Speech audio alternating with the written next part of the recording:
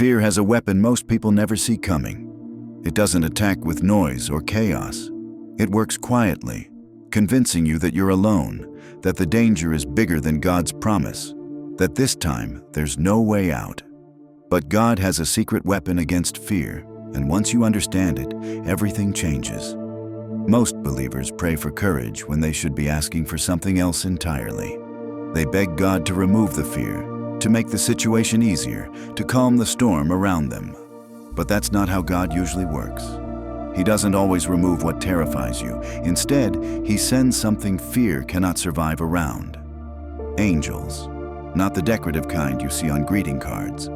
Real angels. Warriors assigned by heaven to stand between you and what's trying to destroy you. Psalm 34:7 doesn't say the angel might show up or could possibly help.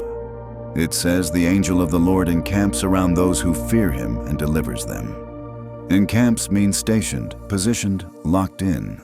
That's military language. It means fear is facing an army you cannot see. Here's what most people miss. Fear grows in isolation. It thrives when you believe you're facing something alone. That's why anxiety attacks hardest at night. Why panic feels strongest in silence, why dread becomes unbearable when no one else is around. Fear wants you to forget that you were never meant to fight alone. But the moment heaven assigns an angel to your situation, fear loses its foundation. Because now the thing you're afraid of has to get through something it wasn't prepared to face. And most of the time, it can't. Think about Elisha surrounded by an enemy army. His servant woke up, saw the horses and chariots closing in, and immediately panicked. We're going to die. That's what fear does. It makes you see only the threat. But Elisha prayed something that should change how you view every impossible moment. He said, "Open his eyes, Lord, so that he may see." And suddenly the servant saw what was there the entire time. The hills were full of horses and chariots of fire, angels, an entire army of heaven positioned between them and destruction. The enemy didn't stand a chance, but fear had convinced the servant otherwise. That's God's secret weapon, not removing the battle, but revealing who's actually fighting it with you. Fear tells you that you're outnumbered. Heaven shows you that you never were. So why don't we see them? Why does it still feel like we're alone when fear closes in? Because God doesn't always reveal what He's already positioned. Sometimes He lets you walk by faith, not by sight. But just because you don't see the angels doesn't mean they're not there. Just because you can't feel the protection doesn't mean it isn't active. Daniel prayed for 21 days with no answer, no sign, no breakthrough. Fear could have convinced him that God wasn't listening, that nothing was happening, that he was wasting his time. But then the angel finally arrived and told him the truth. From the first day you began to pray, your words were heard. I was sent immediately, but I was delayed by the Prince of Persia. There was a battle happening that Daniel couldn't see. Angels were fighting on his behalf while he waited in the natural. Fear wanted him to quit. Faith kept him praying. And heaven made sure the answer reached him. That's the part fear doesn't want you to know. When you pray, heaven moves. When you call on God, angels are dispatched.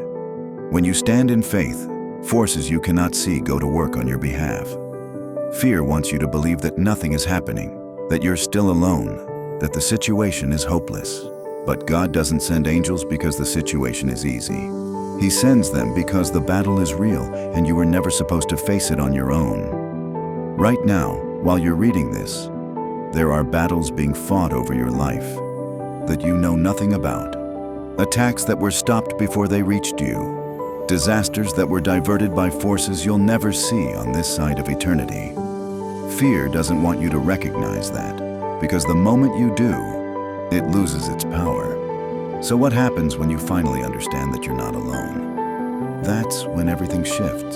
You stop seeing fear as proof that you're alone and start recognizing it as proof that something bigger is happening.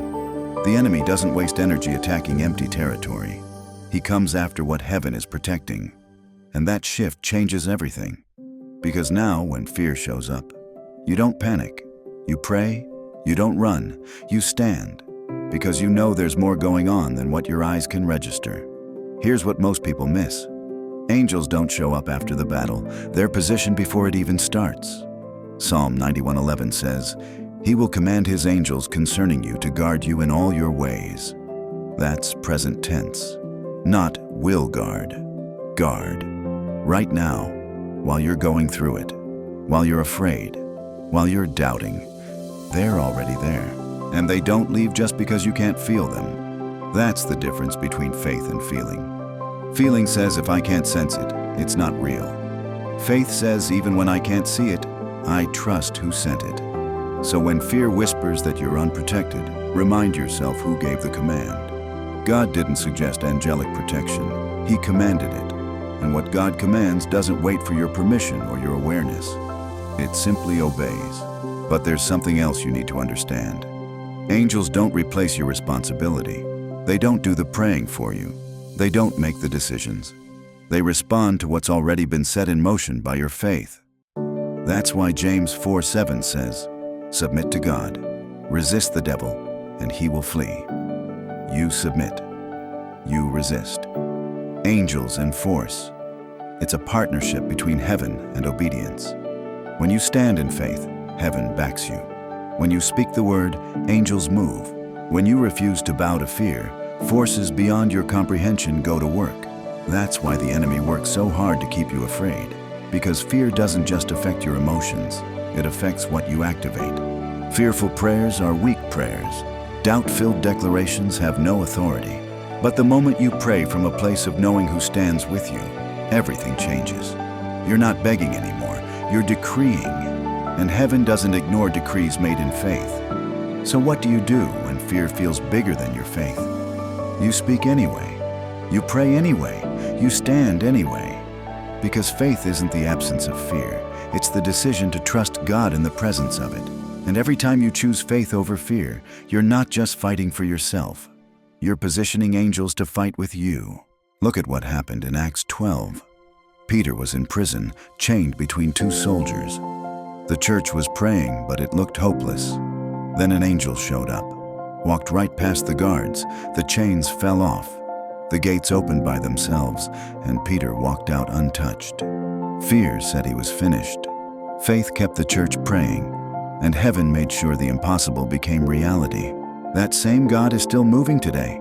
The same angels that protected Daniel, that fought for Elisha, that freed Peter, are still active, still assigned, still responding to the prayers of those who refuse to let fear have the final word. You are not alone in this. You never were. What you're afraid of right now has already been seen by heaven, and the response has already been sent. Fear will try to convince you otherwise. It will point to what you can see and ignore what you can't. But here's what you need to settle in your spirit. Just because you don't see the angels doesn't mean the enemy doesn't. Just because you can't feel the protection doesn't mean it isn't surrounding you. And just because the breakthrough hasn't shown up yet doesn't mean heaven isn't fighting. So the next time fear tries to convince you that you're outnumbered, outsmarted, or out of options, remember this: you were never meant to fight alone. And the moment you prayed, heaven moved. Angels were dispatched. Forces you cannot see went to work. And the thing that's coming against you, it has no idea what it's actually up against. Because God's secret weapon was never your strength. It was His. And He doesn't send angels to watch you lose. He sends them to make sure you win. You weren't supposed to carry this fear alone. You were never meant to face what's in front of you without heaven's backup. So stop waiting for the courage and start recognizing the covering. The angels are already there. The protection is already active. And the God who commands them hasn't forgotten your name.